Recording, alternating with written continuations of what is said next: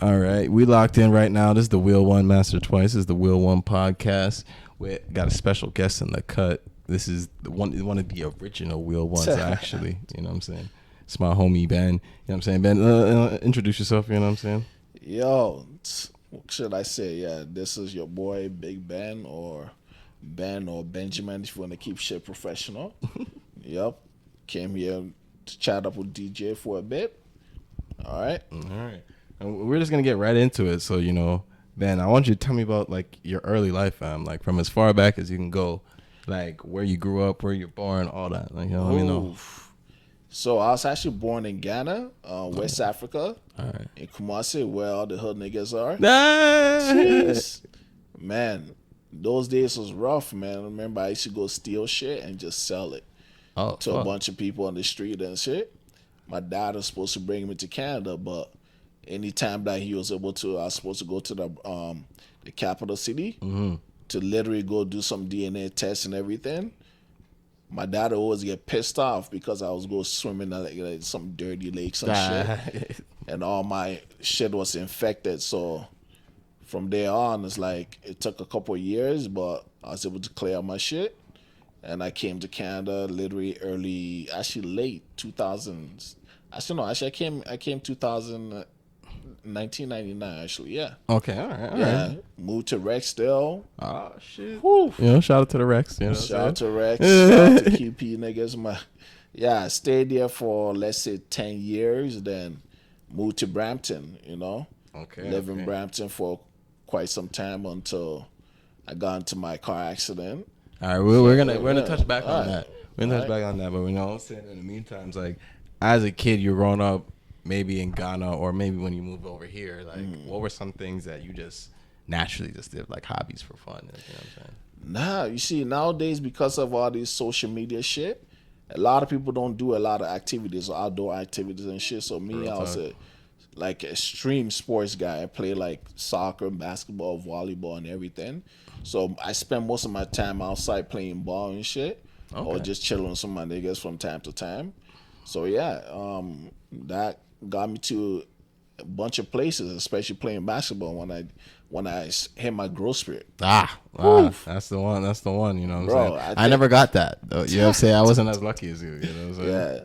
Yeah. It's still blessed though, because I remember when I was like in grade 9, I was at least maybe 5'5" or so. In grade 10, I don't know what the fuck happened. Just boom. Boom, come back from the summer break. Everybody's looking at me like, "Yo, what the fuck happened to this nigga, man?" See, that's the blessing sometimes. Like, you know what I'm saying? It just happens one summer. You come back and then you're like, "Oh shit, my skills done doubled now." You know what I'm saying? Doubled. The ladies were digging the height and everything. Like, yo, that's when you knew that you're the shit, man. Like, I feel you. Now, fucking, like, I know we kind of circled around it, but I'm gonna circle back to it now. Like, obviously, you're a Wheel1 for a reason. You know what I'm saying? We in the chair. You know what I'm saying? Yo, keep it 100, man. This ain't nothing new. As you can see. No sugarcoat and shit. You know what I'm saying? I got it too. You know what I'm saying? I'm in mine. But so let me know like the events. Walk me through like the events before the injury and first thoughts when it happened. Yo, it's crazy because I'll give you a breakdown right before it happened and leading up to it. I think a lot of things are a blessing in so much ways. So I was working at Best Buy head office in Brampton. So it's Best Buy and Future Shop. I remember when they used to scam out people to think that they're a completely different company, but they're the same shit. So real talk. I was working there, 21, had full-time coverage, insurance, and everything. So 2007, my mom passed away. Sorry to hear that. So yeah, things happen for a reason. So she passed away. Me and my sister, we couldn't reach Ghana right in that same year, so we decided to go the following year. Following year, we got everything together. I didn't even have my passport because I have not traveled since I came to Canada and shit. Got my passport, got my guap ready, got my clothes, everything. You haven't been to Africa in like, let's say 15 years. You want to go there and feel nice, man, visit the fam. Aside, although it's a tragic situation, you're going to be going there. I'm like, yo, it is what it is, man. Let's make the best of it. So I contact my boss and say, yo, I'm going to be going to Africa, man. I don't really know exactly if anything happens to me, what insurance cover I have, or should I buy additional insurance? And this is like a week before we're supposed to leave. And the guy told me, yo, call this number, then, just get your travel insurance company and information and everything. So I took that. Like, my boss dropped me off. I'm about to head to Ghana, I think November 9th, 2008. So the day that we were supposed to go was on a Saturday. Okay. And I was at flea market trying to get fresh, man. Everybody know about the flea market fresh days. Flea market was a shit, man. My early days, I bought a lot of bootleg shit, man. Sometimes you gotta fake it till you make it. Look at you. This is the freshest man I know. You guys, the camera can't fully tell, but he's rocking the Montclair. I faked it a lot. Fake Gucci fucking belt, and I don't know how to fake Louis myself. You know what I'm saying? We keeping it real on the Wheel1 podcast. Real people telling real stories. You know what I'm saying? No sugarcoating shit. So while my free market, my pop calls him and say, yo, the flight got canceled, so we have to hurry up and catch an early flight. Okay. It's like, yo, we have to catch a 7 o'clock flight, so we're supposed to take a 9 o'clock flight, but so they changed everything else on up on us. So what happened? We rushed, get to my house, grab 1212, grab my luggage and everything. I meet my sister at the airport. They're trying to tell us, yo, we can't go on the flight because they switched us to British Airways. Okay. Instead of taking KLM all the way to Amsterdam switching to another KLM to take us to Ghana. Because of all that changes, our luggage got lost in transition. It's a whole bunch of fuckery that's happening. A whole bunch of fuckery, man. So we get to Amsterdam, they say, yo, our luggage has not arrived yet. We have to wait. When we get to Ghana, the capital city, and go back the second day and kind of retrieve our luggage and shit. Crazy thing, we get to Ghana, it's not there. My dad's sister's husband comes and pick us up. Yo, as soon as I got out of that plane, I haven't been in Africa for, let's say, 12, 13 years. Yeah. Get out of the plane, whoo. Something just hit me, man. It's like I said somebody threw a fucking fireball in my eye, man. Oh, fuck. I'm like, yo, this place is hot as fuck, man. Yeah. You know about that Africa heat. Forgot about the motherland, fam. That shit is on some next level shit, man. So, yeah, fast forward, my dad's brother, sister's wife, my dad's sister's husband comes pick us up, take us to his crib. We greet their family. Everybody's doing well. The night off, it rained. But everybody's like partying out there, like, yo, this bonfire here and there, bunch of noise. I'm like, yo, these niggas are really living the life, man. Compared to over here where you were 9 to 5 back and forth. Everyone's worried about, like, how to get the next check. You know what I'm saying? No time to play, man. Facts. So I think that's the biggest difference here in Africa, because a lot of people really live, man.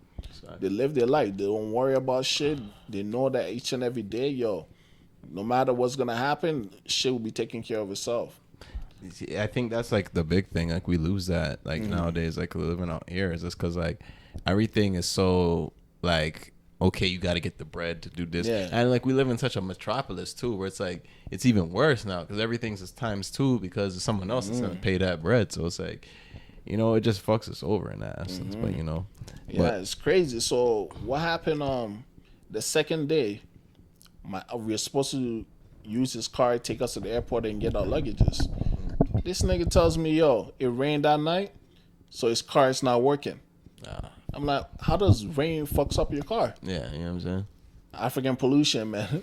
So holy shit. So we had to take a taxi. We called for a cab. Oh man, this cab was like it's like some old rust bucket, man. So what happened? I sat at the front. My sister sat behind the driver's back. My nephew sat on my lap. Oh fuck. Then my uncle sitting behind me.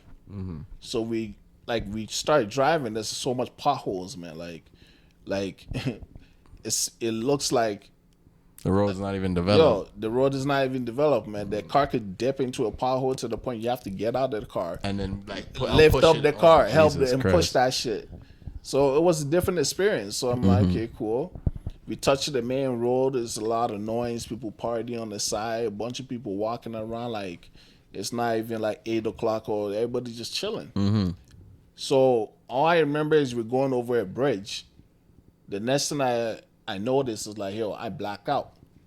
So when you get to any traumatic injury or any spinal cord injury, one thing that a lot of people might tell you is that leading up to what happened, you tend to forget the exact thing that happened. I kind of know what you mean still, because it's like, I think about with my situation, like when I got shot, I went back around to the spot I got shot like a couple months ago for the first time, and I didn't really remember where I was, because like I've seen like the footage from the new shit, and I'm like, okay, my car was there, but I remember I was like further down, like, you know what I'm saying? So I know what you mean, where it's like that part's kind of like, it's iffy. I don't really remember it too tough. That part is blurred. Like, I don't remember the accident happening.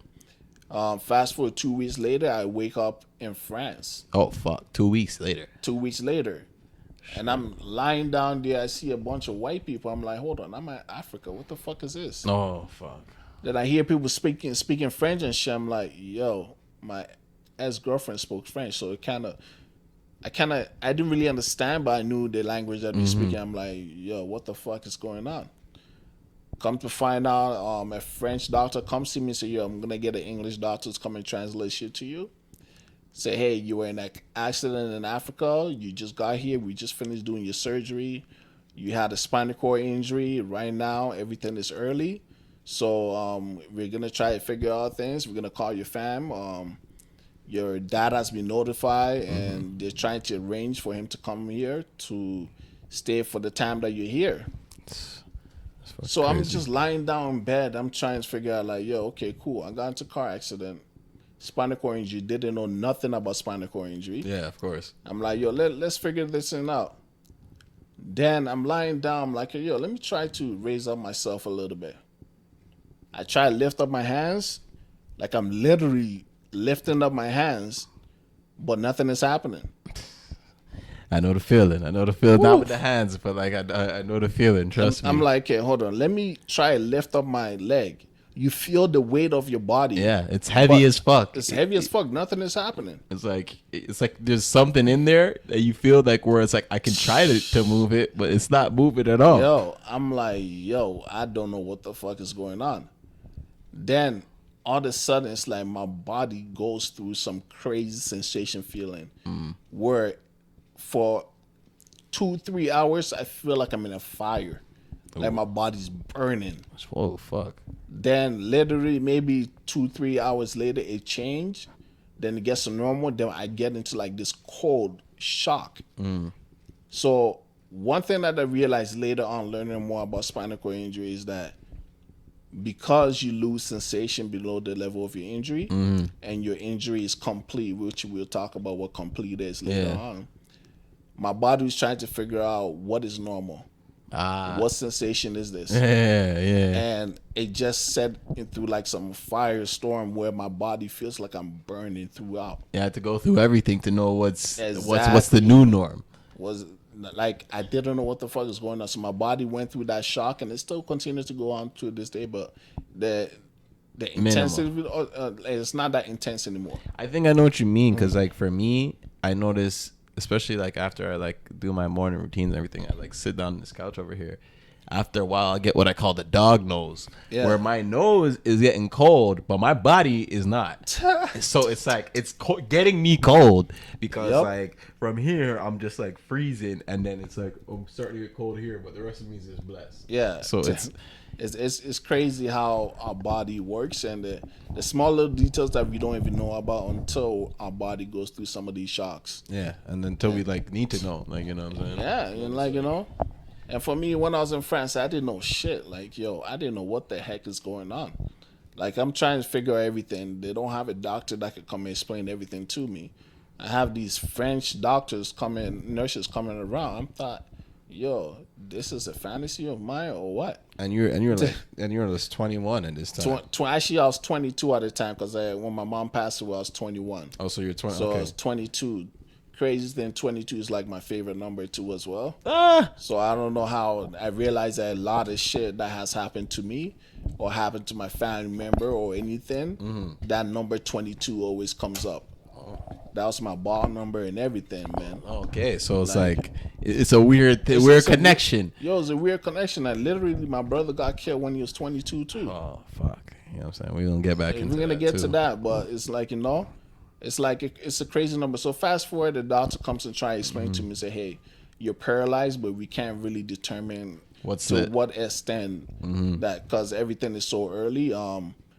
Then later on, I found out spinal cord injury, you have to do the surgery within 18 hours, or else the injury could get worse because the spine will swell. Yeah, and then then kind of lose a lot of connection with the nerves with that the are nerve left system and things. So the fact that they waited like a whole week and a half to bring me, because obviously they had to organize an air ambulance. So what happened? How they got me to France is that after the accident, my uncle was paralyzed from his waist down. Oh fuck! My sister had some minor back problems, and my uncle had actually the driver only broke his arm, but it wasn't that severe, so he was able to recover and stuff.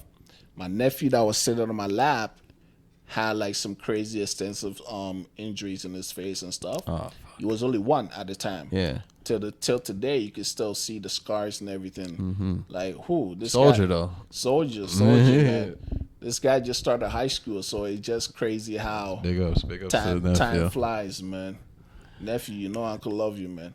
So yeah, it's a crazy thing. So my sister went to the airport, grabbed my luggages and stuff. Apparently, they woke me up for a few minutes. So I told her that my travel insurance thing is where it's in the side of the luggage, and so she called Washington, where the location was, and they say, hey, we're gonna try and let these guys do the surgery, but we don't really trust them. The Ghanaian doctors to perform the proper surgery. Yeah. So as soon as the Ghanaian doctors found out I was abroad, these guys hijacked the price of the surgery. Oh, okay. See, my insurance like, fuck it, forget about this shit, man. Because they're already thinking it's fishy, and then on top of that, they want to charge extra. Exactly. And the craziest thing that happened, I didn't even know this. When the accident happened, so I love my kicks. Everybody knows I love my shoes and everything. You can't see it right now on cam. We're going to get it later. But he's wearing the off-white 4s right now in his Montclair jacket with the Burberry pouch, just so you guys know. Swag, man. Hey, keep it on the low, man. Keep it yes, it. Yeah. So I think I remember, when I was in Ghana, I had I bought a fresh ass Clark's Wallabies. Ooh, okay. And I took it with me. That's what I was wearing. And I had my pouch and everything. I had everything in my camera, all my cash in my pocket. So apparently when the accident happened, for the locals, for them to help us, these niggas strip out everything. Stole my wallet, stole my Wallabies. They took the kicks off your feet, bro. Fam. It was wild, man. I don't remember none of that shit. Yo. So this is how I found out. So when I was in the hospital, the English doctor came. I'm like, what did I come in? I'm like, I had some nice shoes on. I had this. The doctor said, okay, wait, let me go check. You came with something. He comes back with like a dirty white blanket that looks like mud and some shit. I'm like, this is all I came with? Where's my shoes? Nigga, I was worrying more about my shoes than my disability. Nah, that's how it is sometimes. You know what I'm saying? You're not focused in on the. It was crazy. So they said, my pop is going to be coming down. My insurance is going to fly him down, stay with me for the time that, I'm going to be there. So I stayed there for about a month. Then it got to a point where I was stable enough to go on air ambulance. Okay. So they transferred me with a doctor, my dad, and at least 2 other people on the air ambulance. They flew us to Iceland. Oh shit. Yeah, we stayed there at Iceland for a couple hours. Then they flew us to Vancouver. Then we switched to Canadian doctors in the air ambulance. Then from Vancouver all the way to Canada, where they put me into Brampton Civic. Okay. Yeah, to kind of continue staying in the hospital and trying to figure out my condition and seeing the level of my injury and shit. At the time, I didn't really know too much about the level of the injuries and trying to figure out. I knew that I was paralyzed. And the first thing that came to my head is that, that shit is not bad, Yeah. it's better to be alive than to be dead, you know. It's funny because like that's one thing. Like as I continue to interview more people, like and obviously more people who like I interview all types of people, but more people with spinal cord injuries, of course. And it's like I want to know like the first thought, like what you said, where it's not that bad. Where it's like someone for me, it was like, oh fuck, yeah, like that was my first thought, like oh fuck, like really, like yeah. Nah, I had the same thing, but in most, it's like when it come down to you, like yo, okay, let's see how. I'm a person as I'm like always like you have to adapt. Facts. Like no matter what situation I'm in, I'll find a way to survive. Yeah, for real. And that's from with me even living in Kumasi and just like hustling. Literally, when I was in Kumasi, I was like maybe 8 or so. Literally, I live in the front of a soccer stadium. Yeah. So whenever people come and park their car, I watch the car and tell them to pay me money. But the ones that refuse to pay me money, when the armed robbers come and try to take out the radio station, I'm like, that car. No, these are the ones you could go get. Stay the fuck away from these cars. And niggas will come and the stereos is out. They're like, yo, what happened to my car? I'm like, yo, I don't know, man. I don't know. I told you. Give me some change, but so yo, from there I've been hustling and trying to make ends meet no matter what. And when this situation happened, I'm like, okay, cool. Let's find a way around this. Maybe I could become a wheelchair basketball player. It's a lot easier to be a basketball player as a wheelchair person than, to go through the grinds. We might be, the Olympic goals are out there. Oh yeah, man, my dunking days is over, but let me learn how to fix my form while I'm in a wheelchair and shit. Maybe that hope is still there, man. You never know. But yeah, so it was crazy. I'm like, yo, let me try and find a way to adapt to the situation. And for me, also as a person that I try not to let people see what I'm going through, because a lot of people feel down and they expect you to be down. Yeah. And they come to the hospital, oh, poor Ben, this and this and that. I'm like, yo, I still kept the same spirit. I'm like, yo, fuck it. Same person, nothing changed. Although I look fucked, I had not cut my hair for like a month. I look like some crazy ass person, and I'm like, yo, it is what it is, man. Let's get this shit popping and see what's gonna happen from here on. Because a lot of people want to count you out, but at the same time, like, yo, I'm not gonna let people come here and look at me as if like, yo, I'm a desperate person or I'm like a person that's going through trauma and he feels lost. So I try to take that kind of narrative away from people and stuff. I'm like, hey, I'm gonna control exactly how I feel and how I'm gonna continue to go forward. See, I know what you mean by that. Like I relate a lot because I think about like my experience. Like when I think about the early days and being in the hospital and the fam coming through, I know exactly what you mean. Where like you don't want everyone to like, because for me, I used to say it was like this: people would see me. And I could see they were happy to see me at first because it's like they know what happened. Yeah. But then they look at you and they take in the full aspect of what the condition you're in, and their face completely changes. It just drops. And you're like, it just makes you look fucked up because you're like, oh, I know I'm fucked up, but like, goddamn, like, And one thing I would say, like, people expect you to be in a certain situation or a certain mood so that they feel that, he's really struggling. I feel really sorry for him. Yeah, they think they expect you to feel hopeless because they think like they don't think how could I get through something like this? Exactly. And I never wanted to give them that opportunity. Because for me, myself, I'm like, yo, it doesn't matter, man. I'll try to figure shit out. I'm not going to give these people the benefit or just give them that opportunity to actually feel sorry for me. Yeah, facts. From there, I'm like, hell no, man. That's not going to happen. So, yeah. No, that's big right there, bro. Because, like, I think that's the big mental part about it that some people can never understand is that, like, how you could, like, literally be like, you know what? Like you said in the beginning of it, it's not as bad as you think. Like you get to that level after a while where you're like, the worst part for me, I feel, was like the first couple of months when you recover and learning how to, like, everything's new. But after that, it's just, okay, I know how to do these things. And then you just keep rolling and then you get better and better with time. So then after a while, you're like, it's not as bad as you would think. It's not as bad, but you go through some crazy scenarios and you're like, yo, shit, this is how things really is, eh? And then more so, it's like your thought initially on what you think and how the journey is going to be. It's not exactly how it's going to take place. Yeah. You're going to go through a lot of obstacles, and trust me, I've been through a tons of them. But I always look at it and say, yo, there's nothing going to be lower than this for us now going forward. Facts. It's only going to get better from here. And it's only going up because, like you said, because it's like, bro, growing up as able-bodied people, we never expect to be in this fucking position. Like, you're not thinking that's going to happen to you. And when it does, you're like, well, like you said, at least I didn't die. Yeah. And then it's like, fuck. What's the worst that happened now? Like, I'd already been through, like, hell and back. So it's like, I know exactly what you mean. And the spine, the way things works is like, to be honest, I've been through so much situation that I could have literally broke my spine or anything like that, but nothing happened. Right.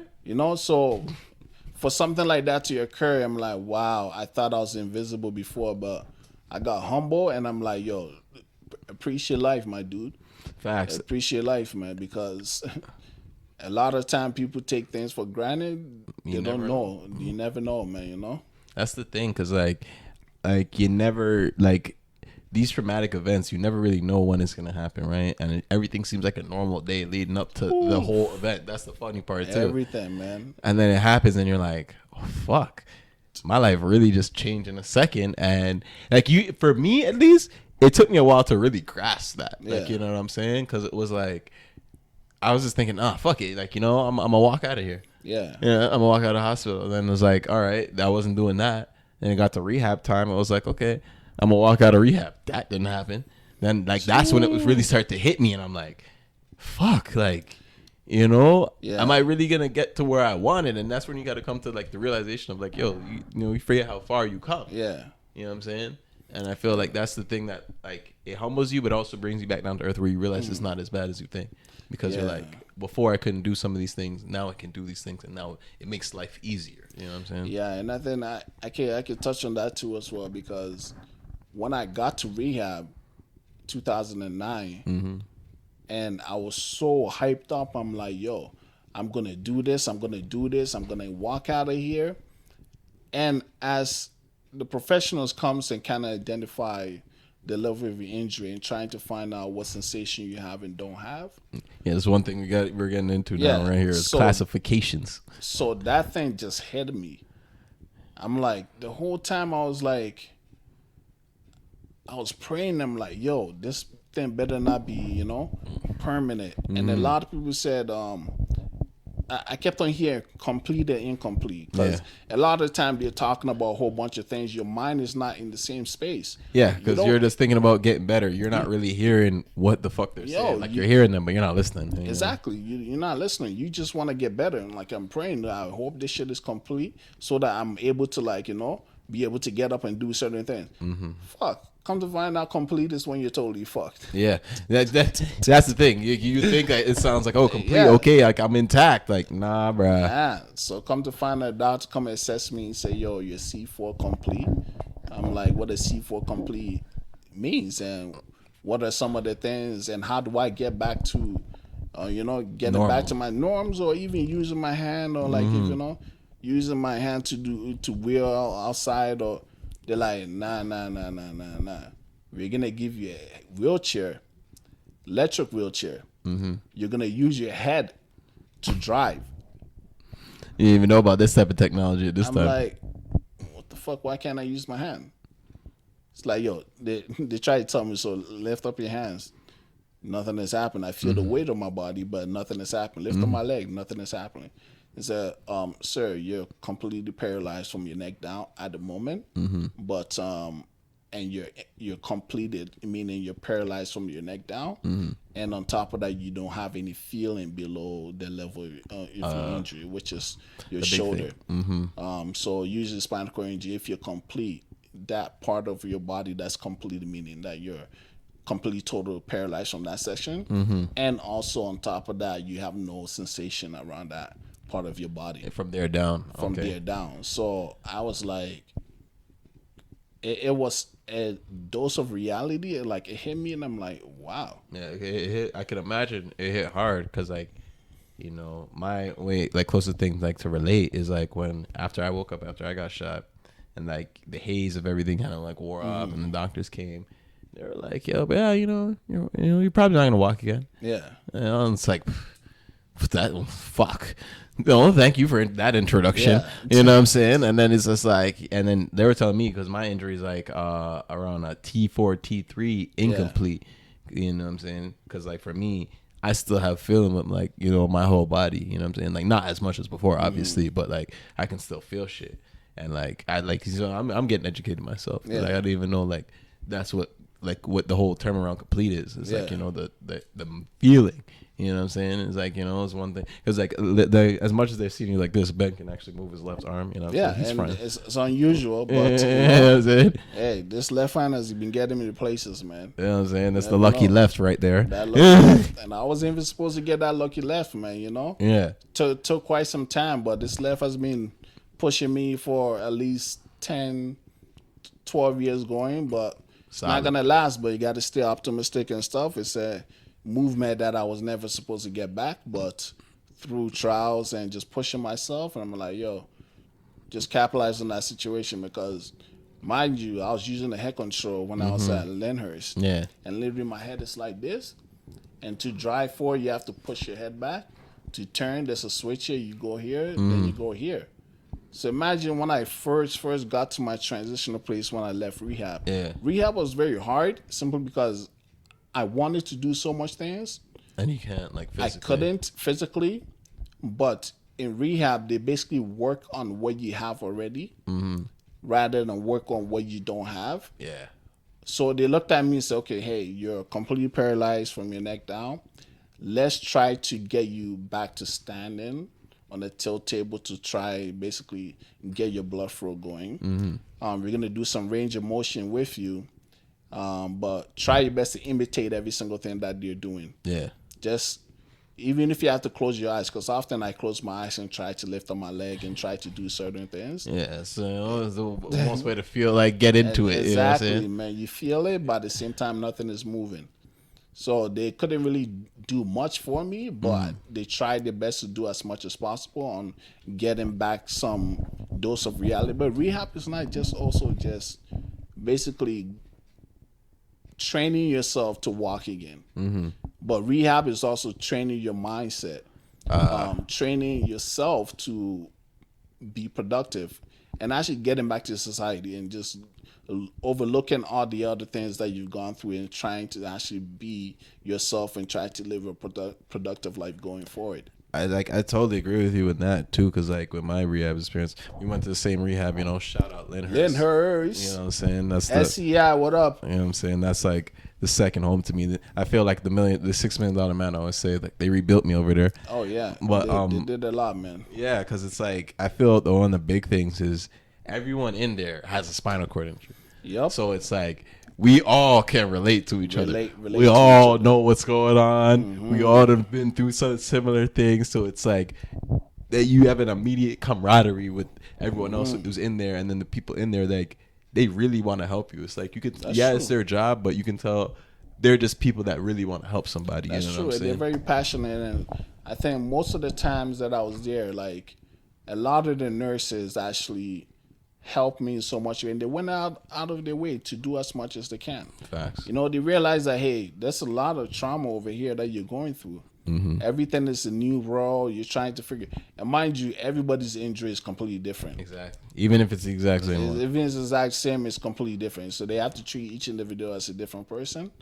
But the long-lasting things that you have to figure out, or you have to humble yourself, calm down, and say, hey, I can't do a lot of these things that you're about to do for me, but I have to be able to allow them to do some of the things.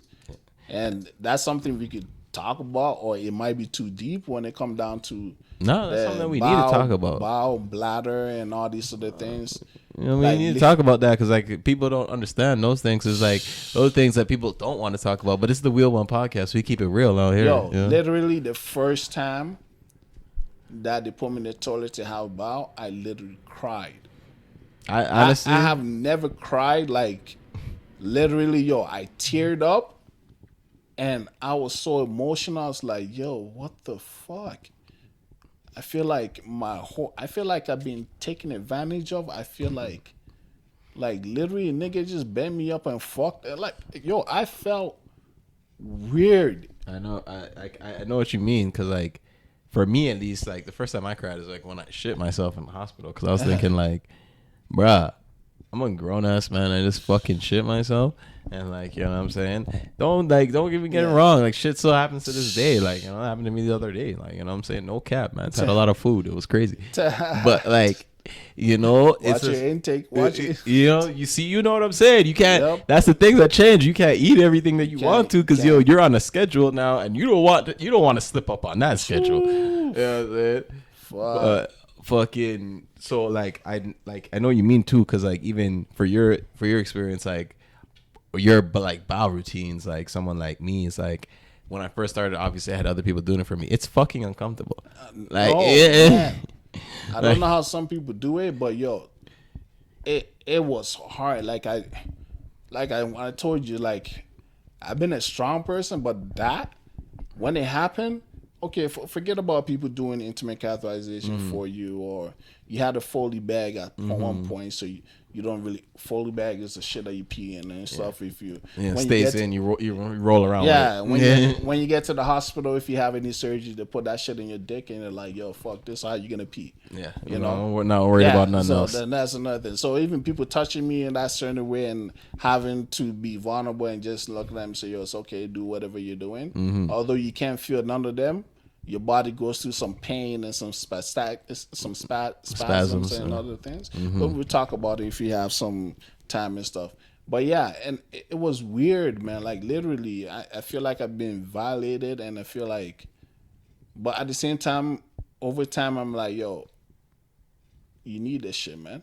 You cannot go on life without having these people being in your space and actually providing some of these service for you. Yeah. And shout out to all the PSWs out there. Like literally, you guys are our lifesavers, and you guys are the reason how we get up in the morning and how we go to bed, and you know how we can operate going forward. But yo, it's like it was very uncomfortable. Until this day, it's still uncomfortable. But at the same time, now certain things when you're doing, you gotta close your eyes and say, yo, forget about that anybody being there, you know? Yeah, I'm saying you gotta do what you gotta do at the end of the day. You gotta do it, man. You know? You gotta keep it pushing, because like I know what you mean, because like to accept that help when you go from someone who's a completely able-bodied, independent person to now where you need help from people, and especially intimate help where you're like, fuck, you know, some things that you don't even want to talk about, let alone have someone help you with. But then you have to let that pride go a little bit, you know what I'm saying? And I think that's the one good thing about having a spinal cord injury is how much it'll humble you, because you could think you were on top, and then once you realize you need someone to help you take a shit, you're humble. If you don't come out humble after that, there's something wrong with you. That's a fact, man. Like literally, it just all your independence is taken away from you. I know, DJ, you could do some certain shit for yourself. For me, literally being paralyzed with my neck down, can't feed myself, can't grab. Sometimes you go to the store, you want to open a door, you don't have anybody to open it, so you wait until somebody comes in. And when you're out in public, you get asked for help. Some crazy shit happened to me, I think, 2018. So I live around Little Italy, Trinity Bellwood Park, around that area. Shout out over there. I used to live there too. Yo, taste of Little Italy, you know I'm always there. I hope pandemic goes so we can still have that kind of shit again. I'll say we'll pop up next year, hopefully. So I'm driving. I go through the alleys. I'm driving. I see $20 on the floor. Lit. I'm like, shit. Oh, fuck. I can't live this shit up. $20. I'm like, okay. So I see a lady coming towards me. Excuse me, miss. Excuse me, can you please give me a hand? I dropped my $20. She didn't want to listen. She's like, sorry, sir, I can't help you. I have to go. I'm like, oh, you just lifting? Lifting. She's like, no, and just wave off and left. So another dude sees me and on his skateboard. It's like, yo, buddy, I saw that. I think you're calling the lady. She didn't respond. Do you need some help and stuff? I'm like, yo, to be honest, I found this $20 on the floor. I don't want it. I don't need it. Yo, I was going to tell the lady, pick it up and keep it for herself. She's like, she didn't even listen to what I had to say. I almost trying to ignore you like you're invisible. And I'm like, yo, it is what it is, man. But sometimes you got to give them that leeway and say, hey, it's everybody's right to whether or not they want to help you or not. Yeah. The guy say, yo, no, let me grab that for you. I'm like, yo, keep that. It's like, are you sure? I'm like, yo, keep that. So, yo, I'm so hungry out. I'm like, I need money to go buy this. I'm like, bro, keep it. It's a blessing, man, that you're able to help. The guy's like, yo, I can buy you this. I'm like, no, I'm cool. I don't buy me any hot dog, and I don't like that shit anyways. So, you keep that shit. And craziness, fast forward 3 years later, I was at the park. The guy sees me. Yo, I remember this, and thank you. And I'm like, yo, you don't know the kind of impact you make in people's life. Even if it's something simple as that. If it's something simple as that. And sometimes it's good to realize that everybody's different, Facts. You can't expect certain people to do certain things, and sometimes if they don't want to do it, it's in their own right. Yeah. And being nice is not something that you expect everybody. I've had multiple experiences similar to that, and I'm like, yo, swallow my pride and say, hey, it is what it is. If the next person will not help you do certain things, there's always the other person. So you always got to keep that positive attitude and just, hey, don't let other people actually control how you feel, because a lot of emotional things will happen to you that you feel like, shit, I wish I was able. Yeah. Shit, I wish I was able to literally go sit down in a restaurant and feed myself. Like I can't imagine that process. Like my simple thing for me was I remember one time I was laying in my bed and fucking this bed right here, and I dropped fucking a cap off of something, Yeah. And it rolled on to probably right in front of us where we're sitting right here. Yeah. And I'm looking at it in my bed. I'm like, when I was able, this is a fucking 1 second thing. You know what I'm saying? I just get up, pick that up. Now that's 2, 3, maybe even 5 minutes. Get that, pick that up, get back in my bed, comfy. It was and those are the little things that sometimes where you're like, as much as we say it's not that bad, those are the things where you're like, yo. Just to make life that's a tiny bit more easier, You gotta try your best, and sometimes you gotta avoid all those things and say, hey, shit is different. You gotta try to your best to actually make shit happen for yourself. Real shit. And not take things personal, because a lot of things that you might take it personal if you don't really humble yourself.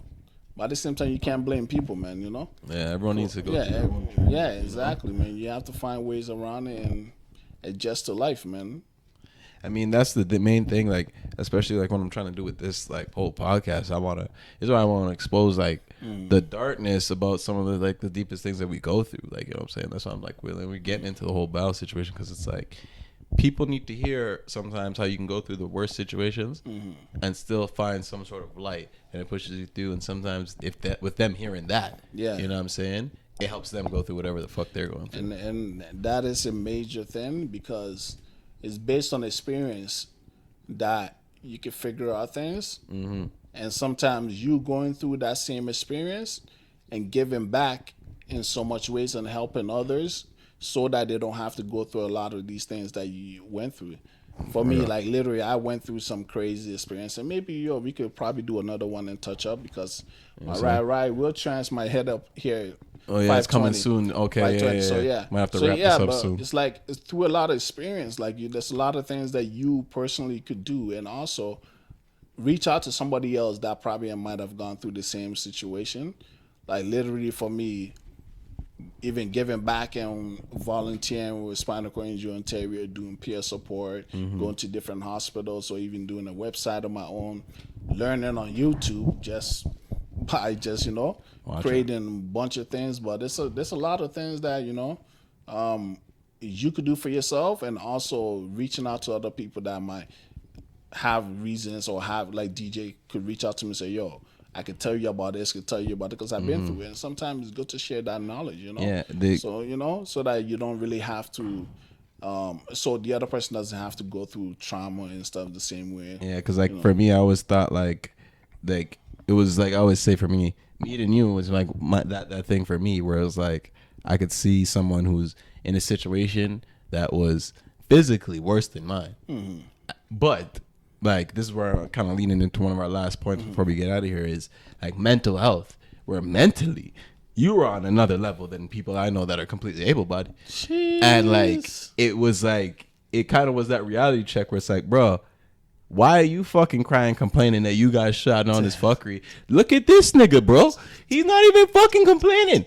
And he can, like, you can do so much more right now. Like, you need to fix up. And, like, I need to see that reality check. And then the little conversation that we had, like, you know, sitting out there at Bell was like, it really helped me, like, pushing forward. But, like, that's what I was about to say, though. But, like, with the mental health situation, like, you know, how did you kind of get over that leap right there? Ooh, you know, like, we need to schedule another thing to talk about the mental health aspect of things, and also talk about some of the many things that resources that people need when it come down to ADP, when it come down to RDSP and stuff. Sure. So we really have to make it part 2. But the mental health, to be honest, I didn't wake up one day and said that, yo, today is going to be a good day for me. Mm-hmm.